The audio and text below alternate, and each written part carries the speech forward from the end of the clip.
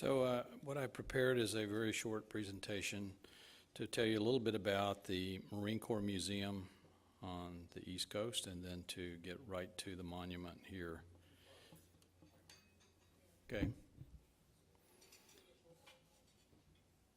Can you hear me now? Okay. So I have a short talk about the Marine Corps presentation that we did in the museum on the East Coast, and then I will get right to the monument here at Camp Pendleton. Years ago, there was a national competition for the Marine Corps Museum. Congress created this amount of money that is to be used for each of the branches of service to have a national museum. And the Marines jumped in, and as the first to build theirs, of course, as you might expect. The Army still hasn't broken ground. So, and there is all that humor between all the branches of service, and I have to say that I spent many nights working with the Marines in Washington. I learned a lot of interesting jokes. And the difference between a sea story and a bedtime story. So, a sea story, you don't have to say once upon a time. So this is the museum that we created. If you haven't seen it, this is I-95. About 100,000 people a day drive by here, and they illuminate it in the evening, and it looms large on the highway. A spectacular building that houses the history of the United States seen through the eyes of the Marines. Dramatic entrance that brings you into the building, and an interesting thing about the front door, it's 28 foot 6 inches wide, and that's the width for the elevator on a carrier. So any folded wing aircraft that the Marines might fly on a carrier and land on a carrier can go through the front door. And they are about to remove that front door. It's about 7 years in operation now, and take in some new equipment and change out some things in the gallery. So things inside the museum are artifacts that the Marines first used in combat, or as I like to call it, the art of war, being a museum. The Curtis Jenny, the other aircraft there, for close air support of ground troops, and the helicopter, which is the first to be used in resupplying troops and taking out the wounded. One of the things that we had a lot of fun with on this museum was the quotes. My favorite quote was the one by, I've forgotten the general's name, but he was in the Army. He said the safest place in Korea to be was behind a division of Marines. So I always thought that was pretty humorous. So this museum has become a major success. It has around 600,000 visitors a year. That's not just Marines. You can see there a graduating class of officers on the left. But it's incredible and important, I think, in terms of education of people about the Marines, the longevity of the Marine Corps, and the history of the Marines. And one of the things the Marines do better than any other branch of service is impart the history of those who have been before them to their young Marines. So that's always impressed me when I meet a young Marine, that they know the history. And we created a master plan for this endeavor, which had a chapel, which has now been funded and built. And this chapel holds about 50 people. It's a very humble chapel that was inspired by the Marine Corps cooking fly out in the field, where they used ammunition cases to sit on for pews. There are a lot of weddings. I think 3 or 4 weddings a weekend are also performed here, besides memorial services for Marines. So there's part of this museum is the grounds around it. There are a lot of trails. Semper Fidelis Park, it's called, which one can travel around through the woods. There are about 5 miles of trails that are all completed now, that have all been donated by different Marine Corps divisions and alumni associations, monuments to the men that they served with. The design for this building was a big circle around this big central space. And you can see that it is now being completed. It will be a full circle very soon, because besides taking the beach with phase 1, because we didn't have enough money to build the whole thing, I think one of the generals, I think it might have been General Went, said, "Oh hell, let's take the beach. We'll finish the rest later." So we took the beach, the Marines took the beach, and now phase 2 is underway, and it's about a $50 million piece as well, which will complete this museum. So along the way here, we did learn a lot about the Marines. We didn't know anything about the Marines when we started. Of course, no one in our architectural shop had been in the services at all. And so what we did is we went out and procured every document we could find to read about the Marine Corps and about the battles they'd been in. And then we studied those. We looked at every video we could find. And along the way, I found some names of people that I was able to contact. And one of those was Colonel Joe Alexander, who had written the book on Tarawa, the landing at Tarawa. And he was from North Carolina. And I'm from North Carolina, so I used my backwoods kind of good-natured chummy kid from North Carolina thing on him, and talked him into coming out and visiting with us in Colorado, where we were. And he spent 12 hours with us straight talking about the Marine Corps nonstop.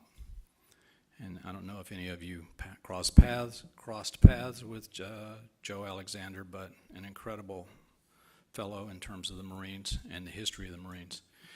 And he, in 12 hours, made us feel like we were Marines. And it really helped us understand the Marines as we were developing our design for the museum. And along the way, we met some other folks that some of you will know the names of. General Christmas, who worked with the Alumni Association with the Marine Corps to raise the money to build phase 1. And we worked with John Ripley, who was with the Marine Corps Foundation, who was well known for blowing the bridge at Dong Ha and Easter Sunday 72 in Vietnam. And then Colonel Long, who also worked with us throughout this entire building in this museum. And so we developed a special affinity for the Marines. One story for me was when we were about to move ahead with a project, I was told, you have to go meet the Commandant and explain the design to the Commandant. And the Commandant at the time was General Jones. So I get to go to the Pentagon, which I'd never ever in my life expected to go to a place like that. And we went into several rings inside the building, and then into some little room where you have to know the code to get in, and it was a really strange experience. He comes in eventually, gives me the hairy eyeball, which all you Marines know what that means. So at the end of the presentation, he said, "I just got one question for you. Is that thing going to look like the Air Force Chapel?" And then he said to the Marines there, he said, "You need to green up the architect." And I'm trembling. When I went in, I was trembling, and now I'm really trembling. So he left, and I asked the nearest Marine to me, I said, "What does that mean?" He said, "We'll get back to you," which is Marine code for I don't know, but we'll figure it out. So what it meant was, or what they decided it meant, was that I would get to go to Marine Corps battlefields. So I got to go to Belleau Woods and get the complete history. We walked over the 6 or 7 days of battle in Belleau Woods, including the wheat fields, into the woods where the Marines pushed the Germans off the battlefield, and to that fountain where they got the name Devil Dogs. And then I went to Iwo Jima and Saipan, Guam, and a few other places. But Iwo Jima was an incredible experience. And I have to say, on my way to Iwo Jima, I'm reading the book, like any good architect cramming for finals, Flag of Our Fathers, and a woman leans over to me on this charter flight and says, I hate to bother you, but on the next page, the guy is sitting in front of you. So I quickly turned the page to read, and it's the story of the Buttermilk Boys. Much like Doc here, some guys signed up when they were too young to be in the military, and they were on the first wave to go in, and their survivor is sitting in front of me. So if you've read the book, you know the story. His friend was cut in half and was going the wrong way in the sand. And he said that's the first man he saw die that day. So an incredible thing. And I got to walk on that beach. And the one thing they haven't told you is that there's not really sand on that beach. It's like coffee grounds. Every step you take is the equivalent to a quarter of a step, or maybe an eighth of a step. And if you had 150 pounds of gear on you, or whatever they were carrying, you couldn't hardly move in that sand because it's just granular. And so how they got up the hill, I don't know. It's amazing that they were able to get onto the hill, onto the beach, and off of the beach. It was an incredible feat. So now we move to your project and your site, your location, and the opportunity to create something special and unique for you here in California. We've been studying this all summer, and of course, I guess first thing we had to do was get over what some people in our firm thought was kind of an insult, because we were asked to compete for this. But I told them, I said, look, they're Marines. They want to know if you're still up to your snuff, guys. Every year the Marines qualify. They qualify with their rifles, they qualify running. If you can't do the distance and the time and you can't fire the weapon, you're out, right? So, we had to compete. So I got over it quickly, I understood.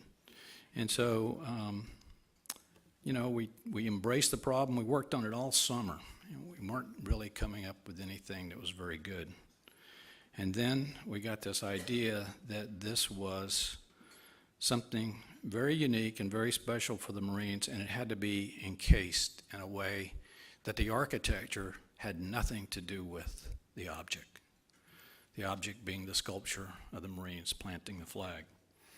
And so that's how we came up with this idea, which is a completely glass building, a glass cover that will protect the monument, keep the salt spray away from the monument, and preserve it, and be able to be opened so that the public can view it. And of course, there was a lot of criticism within our office of how you're going to keep that glass clean. And so, my solution for that is there are a lot of young Marines at Camp Pendleton. Now, we could either have them compete to be able to be on the detail that gets to clean the glass, or we could take those guys who didn't quite pass mustard and they can go over and clean the glass. So I think that we won't have any problem with glass cleaning. As a matter of fact, they might polish it too much. So I think this is a tribute to the monument and to the men who served, to have this be something special that is the beginning of something very unique here that you can add to over time, just as they did at the Marine Corps Museum. Simplify Park was an idea that one of the retired generals came up with. He said, we need something for the everyday guy here. We need something for everybody. Everybody can participate in, no matter what the scale is. And so that park was created as an element that allows memorials and special areas around. A trail system was developed that created many more opportunities for people to participate in the Marine Corps Museum. This section shows the monument with the flag and the opportunity to set it up in a way that you see right through the glass. You can see it. The glass would be open so that one can walk through and see you can see it up on the hillside. This rendering is showing dusk as the sun is setting. And here you can see in the daytime, you'd be able to see the sculpture inside, and then in the evenings, it will be crystal clear. And you would be able to see it even from the highway beyond. So it's hard to illustrate these kinds of ideas and things without building physical models. And so today I brought a physical model here to help illustrate what we're thinking of doing for you. So I think this is something we probably need a little music to go with this.